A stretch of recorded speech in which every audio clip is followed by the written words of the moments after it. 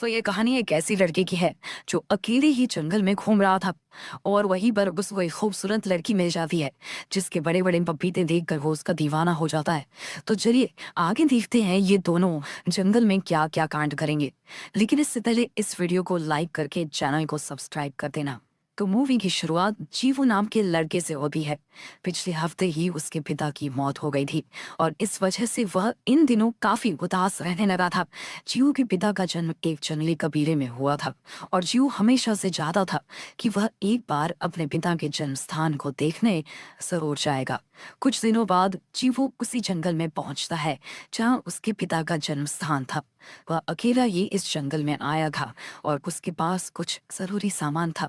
उसके पिता का जन्म स्थान एक ज्वालामुखी के पास था और जीवू पैदल ही आगे बढ़ता जा रहा था। वो जंगल के रास्तों से अनजान था, इसलिए वो रास्ता भटक जाता है। इसी बीच लड़की भी घूम रही थी और चीवू उसे देखकर जल्दी से झुक जाता है। उसे जंगल के लोगों से डर लग रहा था, इसलिए वो झुक गया। लड़की के जाने के बाद वो फिर से आगे बढ़ने लगता है। जैसे ही वो कुछ और आगे बढ़ता है, लड़की अचानक उसे पकड़कर गिरा देती है और अपना चाकू निकाल लेती है।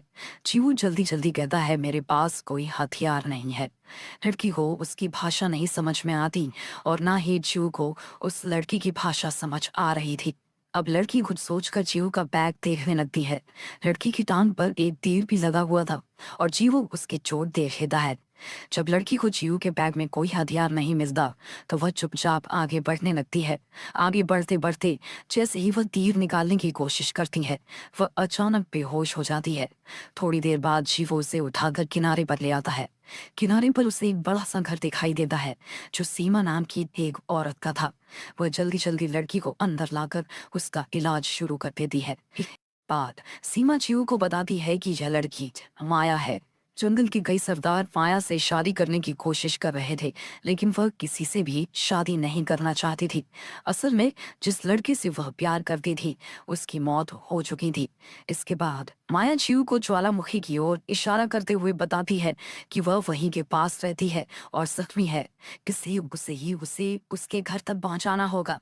सब कुछ समझाकर सीमा वहां से चली जाती है। उसके जाने के बाद जीवो अपने पिता की तस्वीर निकाल कर देखने लगता है।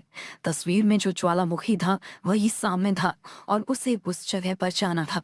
2 दिनों बाद जीवो और माया फिर यात्रा पर निकलते हैं। पैदल चलते चलते जीवू थक जाता है, लेकिन माया बिल्कुल भी थकी हुई नहीं थी। जीवू माया को अपने पिता की तस्वीर दिखाकर सब कुछ बताता है कि वह जंगल में क्यों आया है। माया उसकी भाषा तो नहीं समझ पाती, लेकिन वह यह जरूर समझ जाती है कि जीवू का पिता जंगली था। माया कुछ जंगलियों को देखकर सतर्क हो जाती है। इसके बाद दोनों चुपचाप छुपकर आगे बढ़ने लगते हैं। वो देखकर सतर्क हो जाती है। इसके बाद दोनों चुपचाप छुपकर आगे बढ़ने लगते हैं। माया जंगल के हर रास्ते को अच्छी तरह जानती थी, इसलिए वह तेजी से आगे बढ़ रही थी, जबकि जीव का ध्यान माया के बड़े बड़े दरबोज और उसकी कमर पर चला जाता था। माया का बदन देखकर उसका कन्ना गर्म हो रहा था, लेकिन उसे माया से डर भी लग रहा था, इसलिए वह बेचारा कुछ कर नहीं सकता था। जल्दी ही दोनों समुद्र के किनारे पहुंच गए। किनारे पर एक बोट खड़ी थी जिसमें बैठकर दोनों ज्वालामुखी की तरफ बढ़ने लगे। रास्ते में उन्हें एक टापू पर एक बहुत बड़ा शैतान दिखाई देता है। इतना बड़ा शैतान देखकर जीवू की तो डर के मारे हालत खराब हो गई थी। शैतान ने भी उन्हें देख लिया और पकड़ने के लिए उनकी ओर दौड़ पड़ा। माया जानती थी कि ऐसे शैतानों से कैसे बचना है, इससे वह बिल्कुल शांत बनी रही। दोनों ने बोट की रफ्तार तेज कर दी ताकि शैतान से बचकर निकल सके, लेकिन तभी बोट का इंजन खराब हो जाता है। इंजन खराब होते ही माया सबसे पहले जीवू को पानी में धक्का देती भी खोद जाती है। जीवू को तैरना नहीं आता था, इसलिए माया तेजी से उसे पकड़कर पानी से बाहर निकालती है और टापू पर ले आती है। शैतान अब भी उन्हें ढूंढ रहा था, जबकि ये दोनों एक बड़े से पत्थर के पीछे छुपे हुए थे। जब शैतान को दोनों कहीं नजर नहीं आते तो वह गुस्से में वहां से चला जाता है। उसके जाते ही माया जीवू को होश में लाने की कोशिश करने लगती है। काफी कोशिशों के बाद भी जब जीवू को होश नहीं आता तो एक पल के लिए माया का मन हुआ कि वह उसे वहीं छोड़कर चली जाए, लेकिन कुछ सोचकर वह रुक जाती है और फिर से कोशिश करती है।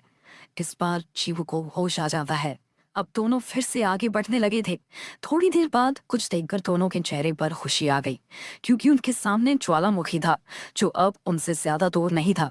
उसे देखकर दोनों काफी खुश हो रहे थे। लेकिन तभी रात हो गई और उनका सफर अभी भी जारी रहा। रास्ता तय करते करते उन्हें एक बस दिखाई देती है। दोनों जल्दी से उस बस में चढ़ जाते हैं। बस में कुछ और लोग वाले कस्बे में रहते थे। ये बस भी कस्बे की ओर ही जा रही थी। बस में बैठे लोग जंगल में काम करने वाले मजदूर थे, जो हफ्ते में 1-2 बार ही वहां आते थे। बस का ड्राइवर रास्ते में जीवू से कहता है कि इस जंगल में बहुत सारी खतरनाक चीजें हैं, लेकिन अपने परिवार का पेट पालने के लिए हमें यहाँ आना ही पड़ता है। अगली सुबह होते ही माया की तबीयत अचानक खराब होने लगती है। ये देखकर शिवू जल्दी से बस रुकवाता है। बस रुकते ही माया उतर कर एक ओर जाने लगती है। दरअसल बस कस्बे की तरफ जा रही थी, लेकिन माया वहां नहीं जाना चाहती थी। उसने तबीयत खराब होने का नाटक किया था ताकि वह बस से उतर सके। जीवू भी माया के साथ जाने वाला था। तभी अचानक माया के सामने एक जंगली सरदार आ जाता है। वह हर हाल में माया को पाना चाहता था, और वही था जिसने माया की टांग में तीर मारा था। वो तीर इसी सरदार के आदमियों ने चलाया था। माया सरदार से बचते बचाते जंगल में आ पहुंची थी, और वहीं उसकी मुलाकात जीवू से हुई थी। अब सरदार माया को पकड़ने की कहता है, लेकिन माया दौड़कर फिर से बस में चढ़ जाती है। उधर जीवू सरदार को रोकने की कोशिश करता है, जिससे दोनों के बीच लड़ाई शुरू हो जाती है। सरदार काफी ताकतवर था और उसने जीवू पर कई वार किए, जिससे जीवू की हालत खराब हो गई। मगर जीवू हार मानने वालों में से नहीं था। वह सही मौका देखकर पलटवार करता है और सरदार को घायल कर देता है। इसके बाद जीवू माया को लेकर वहां से भाग निकलता है। दोनों भागते भागते रेल की पटरी तक पहुंच जाते हैं और फिर एक छोटी सी गाड़ी में बैठकर वहां से दूर निकल जाते हैं। सरदार और उसके आदमी दोनों को पकड़ने की कोशिश तो बहुत करते हैं, लेकिन कामयाब नहीं हो पाते। रात को माया और जीवू एक जगह रुककर आराम करने लगे। जीवू माया की खूबसूरत बदन की खुलकर तारीफ करता है। वो उसका दिल जीतकर उसकी गुफा का स्वाद लेना चाहता था।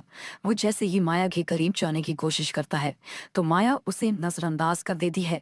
जीवू समझ गया था कि माया अपनी गुफा में धमाके नहीं करवाएगी, उदास हो जाता है।